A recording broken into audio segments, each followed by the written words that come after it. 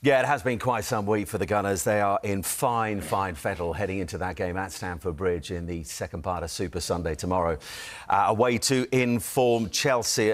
Tim, just to reel off some of the stats for Arsenal so far this season. I mean, compared to last season at this stage, they're 7 points up on that. Unbeaten in the last 16 games in all competitions, won just the 14 of those. Only 3 defeats in the last 40 Premier League games. So no huge surprise at the moment in terms of where the bookmakers think the title is going.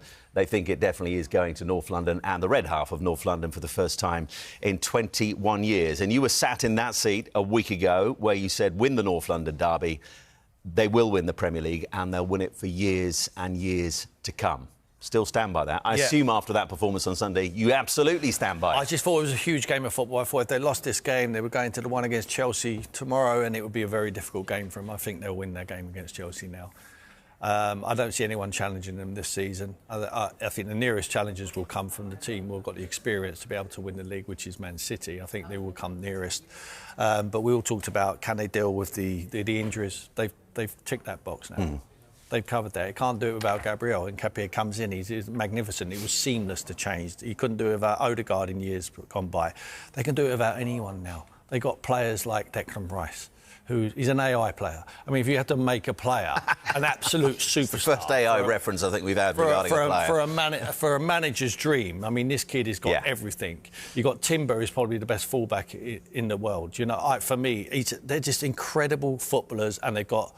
The only thing that's missing is they haven't done it. And if they do get over the line, I think everyone's got a problem. We know how difficult it is to win back-to-back titles. But the eyebrow-raising bit of what you said last week wasn't that you think they'll win the title, because I don't think many, based on their current form, would disagree with that. But you said this was the big Merson-style claim in his chair. They'll win it for years and years to come. You think that as well still? Yeah, of course. But might we have said that at Liverpool this time last season? Yeah, we would have done. So what's the difference here? Well, we just covered that. I think it was... No, but in terms of Arsenal, how Arsenal are young enough. They've got the quality, they've got the strength in depth, they're young enough. I think Gyökeres is a question mark. I think they still think they need a centre-forward at this present moment in time. I haven't seen enough of him, but if he comes...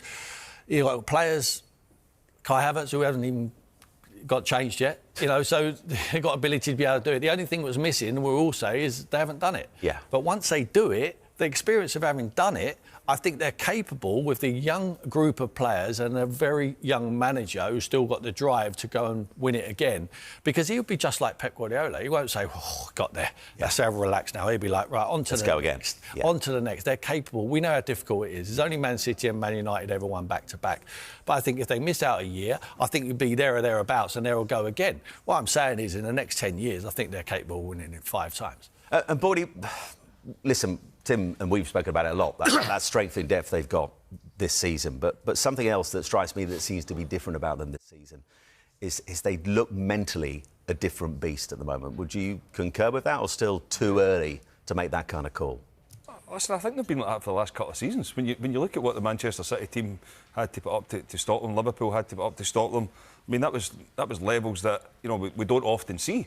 You know, this Arsenal team, when you go back, and I think everybody thought a couple of years ago they were going to arrive, they had a couple of bad injuries, and all of a sudden it derailed their title challenge. That ain't going to happen this year, because they've got more players out than what they did back then, and they're still winning games comfortably. I mean, when you look at the performance on Wednesday night, everybody's, before that game, was saying, you know, Bayern Munich, one of the favourites for the Champions League. The second half, they ran all over the top of them. Just dispatched them, didn't they? Could not get near them. Could not get near them.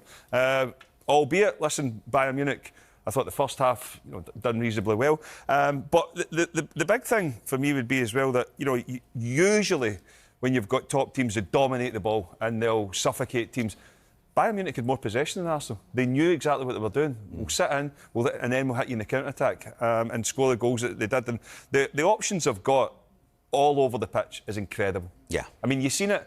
Even Lewis Skelly, he's been in and out of the team. You know, he's not played a lot of football recently. But as soon as Calafiori had come onto that pitch on Wednesday, they just went again. He gets the assist. There's a physique about them. They're very difficult to stop. They can create chances. They can score from set plays. Right now, they are the perfect team. And what they also have, Sue, it seems at the moment that they've got that balance. They've got really, really good competition for places, but they just feel like they're all pulling in the same direction. So when players are on the bench, like Madueke, who'd come back, was midweek, Gabriel Martinelli back and on the bench as well. They look at that rather than a blow. Obviously, everyone wants to start, but a chance to contribute later on.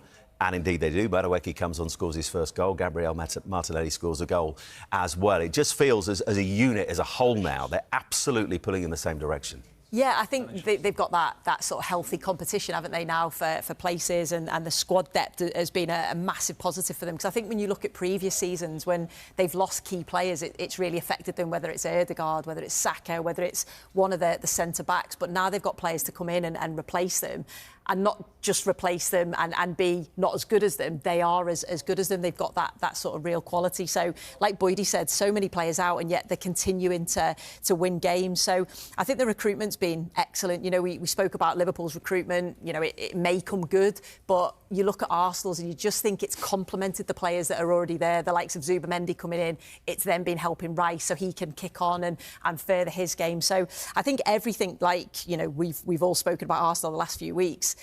They do look the perfect team, and they've got a bit of everything, haven't they? So we've spoke about, you know, where we've said, they score a lot of goals from set pieces.